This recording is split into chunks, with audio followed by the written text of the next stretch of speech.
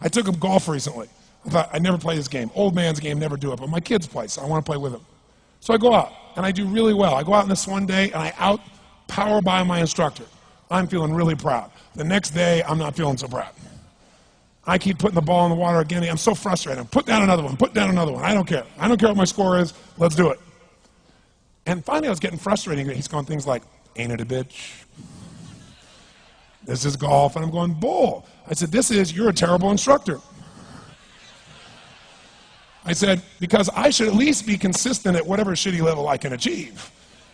I said, I know I'm not Tiger Woods, but I should be able to be consistent, and you're just telling me that it's difficult. Telling me it's difficult is not helping. Tell me what to do.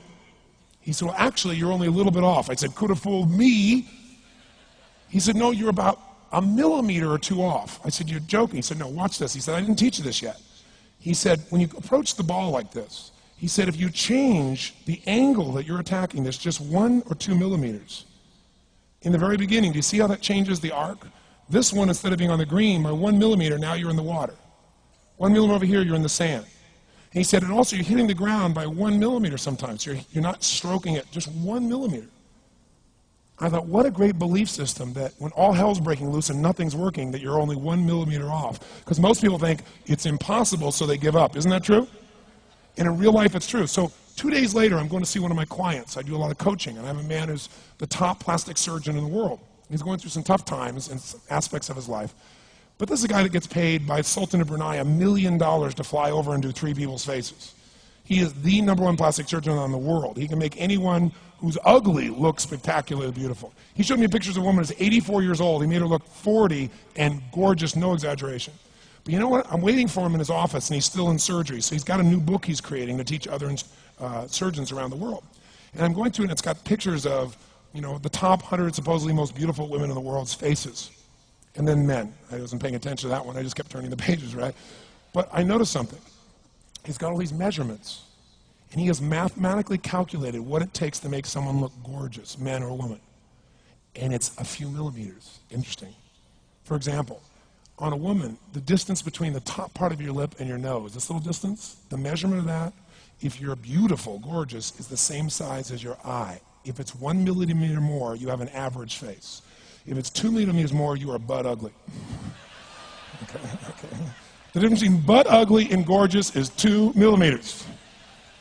He's got about a dozen of these little 1 or 2 millimeter changes he makes, and it's a different person. It is unbelievable.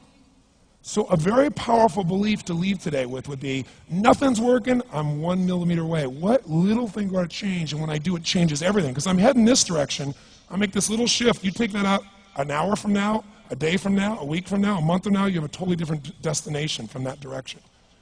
But the 1 millimeter change, I'll show you one of them right now. Check this out. Stay in the state of certainty. Some of you lost it. Intensify it, whatever it takes. Make your move. Come on. Make your move. Say yes.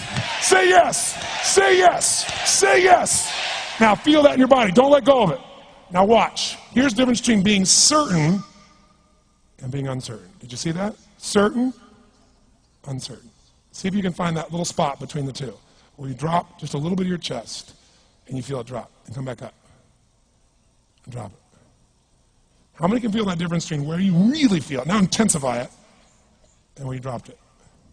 Is it a tiny difference, yes or no? Yes or no? Now, could you condition yourself to feel great in this state? Yes or no? So what I want you to do is give yourself that opportunity. So the way we're going to do is very simple. We're going to go in a peak state.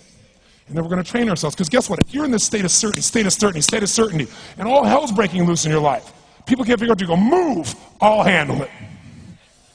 People go, he's so lucky, he's so confident. No.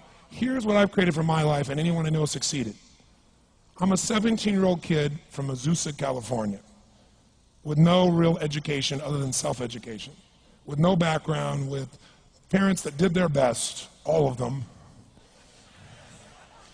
with no money, but I did one thing. I loved people, and I had an enormous demand I made upon myself, and I sculpted my mind and my emotions to get me to do whatever it would take to achieve and to contribute. But to do that, I did it by using my body and changing my focus. I did it by putting myself in a peak physiology and using what I call incantations. Can you train yourself to believe something, yes or no? Absolutely. How many of you ever made the fatal mistake of going to Disneyland or Disney World, and while you're there made the fatal mistake of going to a ride called It's a Small World After All? What happens for about a week after you're out of that damn place? You're still singing this thing in your head in 24 languages, right? Well, let me tell you something. How many of you have things when you want to go achieve them and this part of your voice goes, oh, it's not going to happen, or forget it? How many got a voice that sometimes interrupts that good pattern? Say I. And what you want to do is train a new one. So starting when I was 17, I started doing incantations, not affirmations. Affirmation, you go, I'm happy, I'm happy, I'm happy, I'm happy, I'm happy. What's the problem? You haven't changed your what? Your what? Physiology. If you don't change your physiology, you won't get anything. So an incantation is not only you speak it, but you embody what you're saying with all the intensity you can. And you do it with enough repetitions that it sticks in your head. Like It's a Small World, now the conversation in your head is always the same and it gives you what you want. So you use your body and your voice. So 17 years ago, I started doing things. I was working for Jim Rohn, this speaker, and I was 17 years old. I had long hair, minestrone soup, acne on my face. And I was trying to call on Bear Stearns type of people and convince them why they should go to this man's seminar and be more successful. I was driving a 1968 Volkswagen that I had earned at $40 a week as a janitor. The only way I did it was park far from the building and then go in, and I love people and I believe, but I put myself in state, and I was able to influence people that were far more successful than I was at the time. I would do something that I still do backstage and have done for 23 years because I don't hope I'm going to be in a good state, I demand it. So I do an incantation using my whole body. I'd say, I now command my subconscious mind to direct me in helping as many people as possible live today to better their lives by giving me the strength, the emotion, the persuasion, the humor, the brevity, whatever it takes to show these people and get these people to change their lives now. And I would do that literally driving in my Volkswagen to a meeting in LA on the freeway for 40 minutes. People are looking at me, I'm screaming at the top of my lungs. They're going, I know he's a serial killer, I know he is. But by the time I entered that room, when two people meet, if there's rapport, the person who's most certain will always influence the other person. And I was totally certain, and they were trying to get revved up to certainty.